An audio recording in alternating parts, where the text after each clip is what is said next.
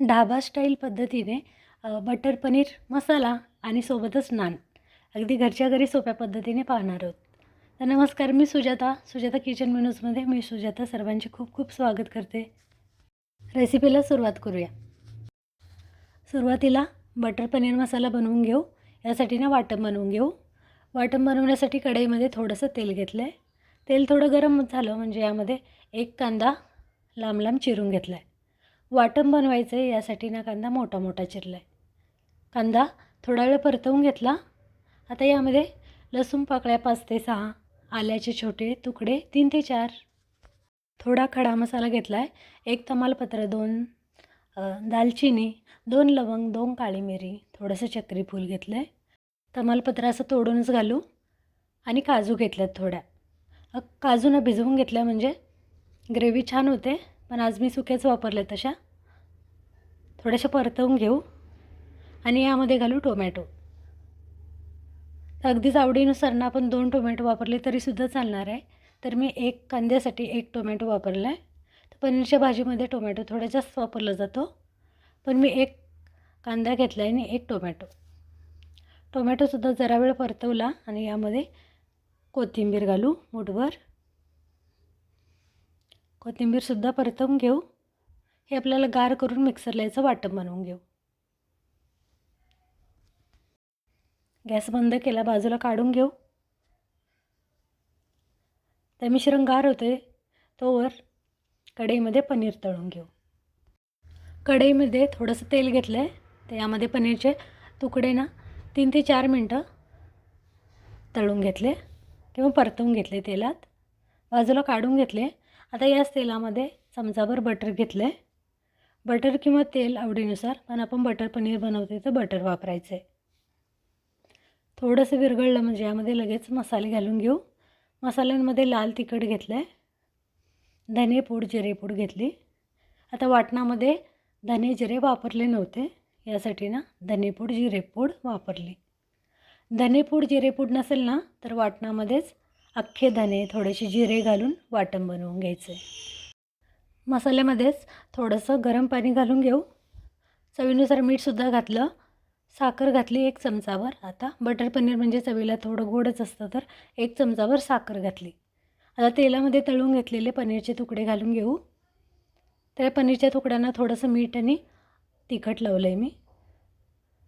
व्यवस्थित मिक्स करून 5 ते 6 मिनटं शिजवून घेऊ.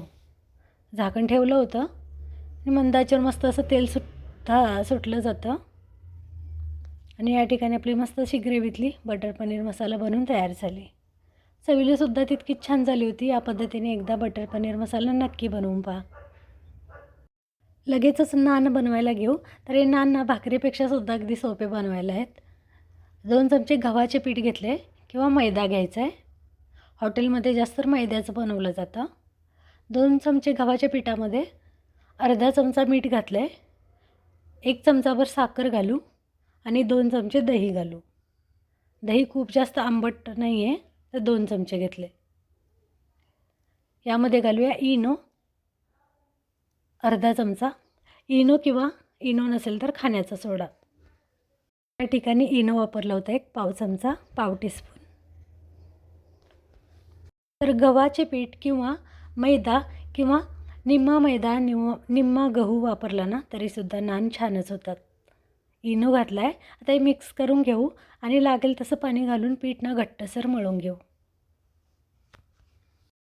ढाबा स्टाईलने वगैरे बनवताना नान मैद्याचेच बनवले जातात अगदी बाहेर, पण आपण हे घरीच बनवतो आहे. यासाठी असे गव्हाचे बनवतो आहे किंवा अगदीच मैद्याचे बनवले तरीसुद्धा चालणार आहे. तर आज मी गहू पीठ वापरलं होतं.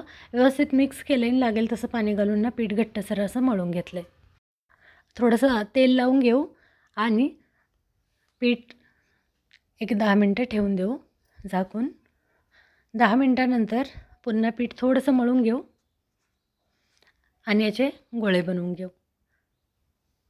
तर आता नान म्हणजे थोडंसं जाडसर असं लाटलं जातं. चपाती आपण पातळ लाटतो, पण नान, तंदुरी रोटी थोडीशी जाडसरच बनवली जाते. तर हे आपण गोल शेपमध्ये किंवा असं लांब लाटून घ्यायचं आहे आवडीनुसार. थोडंसं असं मी लांबच लाटलं होतं, पाहू शकता. आणि यावर कलोंजी कलोंजी म्हणजे काळे जिरे किंवा आपण कांद्याची बी बोलतो ते लावले जाते, किंवा थोडीशी कोथिंबीर किंवा आलं लसूण पेस्ट लावून ना आपले मस्त असे गार्लिक नान बनले जाते. तर असं वरून लावून घेतलं आहे मी. थोडीशी कोथिंबीरसुद्धा घातलीने असं फिरवलं आहे लाटण्याने, म्हणजे व्यवस्थित लागलं जाईल. थोडंसं जाड असंच बनवायचं आहे, खूप जास्त पण जाड नाही, पण चपातीपेक्षा थोडंसं जाड हलकं. ते पाणी लावून घेऊ यावर, या पद्धतीने पाहू शकता. तरी पाणी लावलेली बाजू आपल्याला तव्यावर घालून घ्यायची. तवासुद्धा एका बाजूला गरम करायला ठेवला होता. तर तवा चांगला गरम झाला म्हणजे पाण्याची बाजू तव्यावर जाईल, या पद्धतीने तव्यामध्ये घालून घेऊ. तर खूप सोपी पद्धत आहे या पद्धतीने नान बनवायची. जरा वेळ एका बाजूने भाजून घेतल्याने लगेचच ना तवा असा पलटवून आपल्याला गॅसवरच भाजून घ्यायचे. पाहू शकता मस्त असे बबल आले होते. ते इनो वापरल्यामुळे याला ना असे मस्त हे बबल येतात. इनो किंवा नसेल तर खाण्याचा सोडा व्यवस्थित भाजून घेऊ. अगदीच पहिल्यांदा वगैरे बनवत असाल ना तरीसुद्धा या पद्धतीने नक्की बनवून पहा. एकदम साधी सोपी अशी पद्धत आहे आणि परफेक्ट असे आपले असे नान बनले जाते. तर आज आपण गव्हाचे बनवले, तर गव्हाचे किंवा मैद्याचे हलका फक्त चवीला फरक राहील. थोडे उचलून घेतले मी एका बाजूने भाजून, आणि दुसऱ्या बाजूने ना असे गॅसवरच भाजून घेऊ. आणि या ठिकाणी मस्त असे आपले नान किंवा तंदुरी रोटी बोलूया बनून तयार. तर बाजूला मी काढून घेतलं आहे, आणि या ठिकाणी आपली बटर पनीर मसाला भाजी आणि नान दोन्ही तयार आहेत. तर रेसिपी तुम्हाला कशी वाटली, आवडली ना तर व्हिडिओ खाली एक लाईक करा. चॅनलवर नवीन असाल सुजाता किचन मेनू जे आपल्या चॅनलला सबस्क्राईब केलं नसेल ना तर सबस्क्राईबसुद्धा करा. तर मस्त असे तुटले जात होते, नान इतके छान बनले होते आणि भाजीसुद्धा तितकीच चवीला छान झाली होती. या पद्धतीने रेसिपी एकदा नक्की ट्राय करा. पुन्हा भेटूया मस्त अशा नवीन रेसिपीसोबत. धन्यवाद. रेसिपी आवडली तर नातेवाईकांना, मैत्रिणींना नक्की शेअर करा. व्हिडिओला हाईपसुद्धा द्या.